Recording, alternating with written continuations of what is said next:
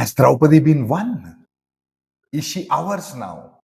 Dhritarashtra asks excitedly, and it turns out she has indeed been won. Shakuni never loses. Duryodhana orders Vidura to go fetch Draupadi so she can now live with the other servants, because how dare she live in the royal quarters. Vidura warns Duryodhana again that you're collecting the firewood for your own funeral. Don't act like a goat that digs a knife out, which will be used to slaughter the goat itself. Duryodhana is not listening anymore. He orders Pratikramin, an attendant, who then goes and tells Draupadi the message. Pratikramin tells her that in an ill-fated gambling match, your husbands have lost themselves and they have lost you too after that. And the king Duryodhana has ordered that you should appear in the sabha and from then on go to the servants' quarters. Draupadi is surprised. This was completely unexpected. She tells the attendant to go check with Yudhishthira if he lost himself first and then her, or was she lost before Yudhishthira lost himself. And when the attendant comes and conveys this message from Draupadi, Duryodhana is angry. He says, ask her to come here herself and then ask it. The attendant goes back and tells Draupadi this message once more. She, because she is with women, is clad in a single cloth and she is on her menstrual period at that time. She is weeping when she has heard this message.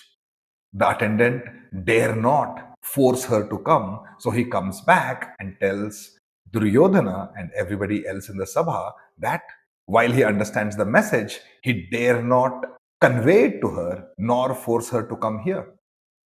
Duryodhana is tired of this. He says this is not a job for servants. He directs Duhshasana, his brother, to go and bring her to the sabha. Without any words, Dushasana walks in and holds her by her hair and drags her into the sabha. Along the way, he tells her that you have been lost, you are our servant now, and you do as we bid. And once in the sabha, in this extremely difficult situation, remember being clad in one cloth and on her period, she looks around. She looks at Bhishma and Dhritarashtra and Vidura and Drona and Kripa, her own husbands, and curses all of them. But her anger is directed towards her husbands. She has been told that she lives in a society. She who has a husband has a protector. She has 5 husbands, and yet not one gets up to protect her and protect her from physical harm or from shame. And the way she looks at them, they burn in shame far worse than they had felt when they were losing their kingdom and everything along with it. Draupadi now turns to Dhritarashtra and asks him, if Yudhishthira had already lost himself, could he have staked her after that? And when this question is asked and no one answers, Bhima is extremely angry. He orders Sahadeva to fetch some fire that he can set to Yudhishthira's hands and burn them down. He says, if this was not my elder brother and if he was not our Lord, I would have killed him today. Arjuna consoles him. Vikarna, a brother of Duryodhana, steps in and asks everybody in the sabha, answer her question. She's asking if she can be staked in a game of gambling by a person who was already a slave himself. Karna steps up. He scolds Vikarna and says, she has been won by dharma. Remember, she already sleeps with 5 men. In that, she's already like a prostitute. Now, she's also a slave and still wearing royal clothes. Strip her off. Get rid of her clothes and her husband's clothes and bring them into the servant class, commands Karna. Dushasana tugs at her clothes and a new one keeps appearing every time he pulls at what she is wearing. Now, in many versions of Mahabharata, it is told how she prays to Krishna and Krishna sends her a piece of cloth. There is also mention about how Draupadi had tied a piece of cloth to Krishna's fingers when he had hurt himself, and this is Krishna's promise of returning back uh, for the help she had given him. None of that appears in the critical edition. In here, miraculously, whenever Dushasana pulls off one cloth, another appears in its place. That's all we know. But when this is happening and Draupadi is crying inconsolably, Bhima can no longer take it. He stands up and they say fire is emanating from him. He's so angry and he shouts, Dushasana, you have gone too far. One day I will tear your chest and drink your blood.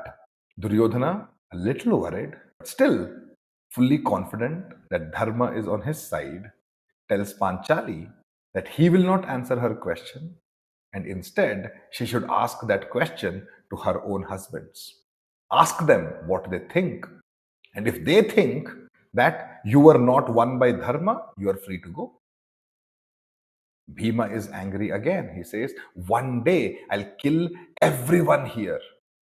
And I would have done it today if not for Yudhishthira being our Lord and commanding us to keep quiet. Karna says to Panchali, you are the wife of slaves and you are a slave yourself. Stop pretending like you have rights. Dushasana, take her to the servants' quarters, he commands again. Duryodhana asks the same question again to Pandavas. If you think she was lost rightfully, she's a slave. But if you think you committed an adharma in taking her, she's free to leave. And when he does that, he exposes his left thigh and pats at it while looking at Draupadi, asking her to come and sit there. Bhima has had enough. He stands up again, but when he's restrained, he makes another vow and he says, I will break that thigh with a gada. Vidura stands up once again. He tries to prevent this madness once more. He warns them again that you have gone too far. There is still time to safeguard yourself, but don't go farther. Duryodhana repeats, I will abide by what the Pandavas say. I ask all four of you individually, Bhima, Arjuna, Nakula, and Sahadeva. You tell me if you think Yudhishthira is your lord or not. If he could bet Draupadi on behalf of all of you co husbands, yes or no? You say yes, she's our slave. You say no, she's free to go. And nobody talks. And then suddenly they hear the sound of a jackal screaming in the forest. Then they hear donkeys responding in unison and braying. And they start hearing the sounds of terrible birds screaming everywhere. All these are considered really bad omen. And now Dhritarashtra is terrified. He gets up and stops this. He says, I am sorry, Draupadi. What has been done to you is unfair and I want to set it right. Ask me a boon and I will fulfill it. To which Draupadi says, I want Yudhishthira to be set free. Dhritarashtra says, I want to give you another boon. Ask one more. And Draupadi says, I now want all the other four brothers to be set free as well. In her mind, she was never a slave and does not ask to be set free. Dhritarashtra says, ask one more boon. And Draupadi now refuses. Remember, I am the queen. I can't keep taking boons from another king. You give me the freedom of my husbands, and that is all I want. But Dhritarashtra wants to set it properly right. He asks Yudhishthira to come forth. And when Yudhishthira does that, Dhritarashtra, the blind king, says, I return back to you everything that you have lost. Go back to Khandavaprastha. Take all that you have lost, along with your honor and dignity. I'm sorry for what happened to you, but I hope you will forgive and forget. what has been done to you. Go back without cultivating enmity for your brothers because Duryodhana got carried away.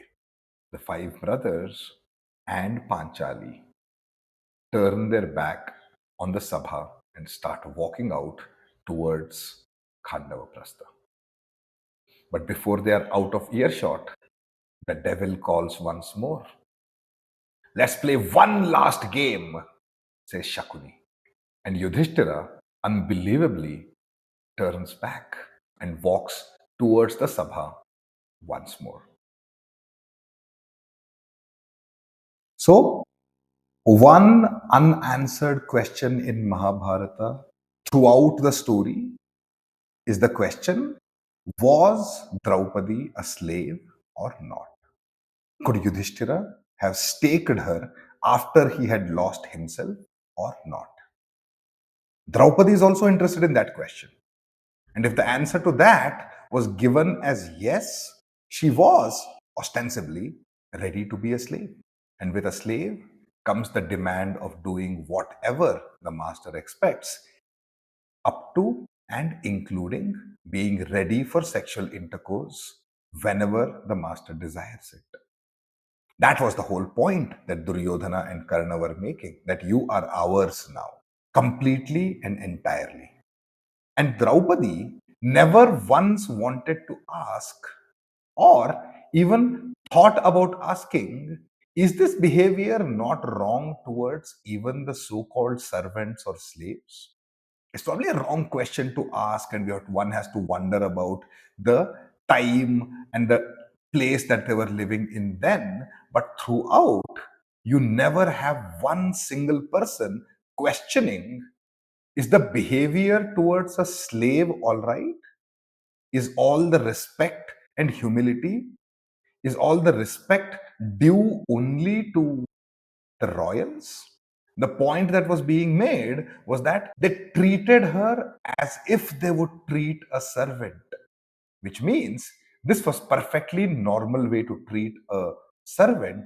And that is something that we all have to be a little careful with, and to a large extent thank ourselves that the world has somewhat evolved to a point where this is not considered okay anymore. The question really is not if Draupadi was a servant or not, a slave or not, but instead, if she was one, how she would have been treated is how all the servants and slaves were being treated on a daily basis already. And that is something to be worried about.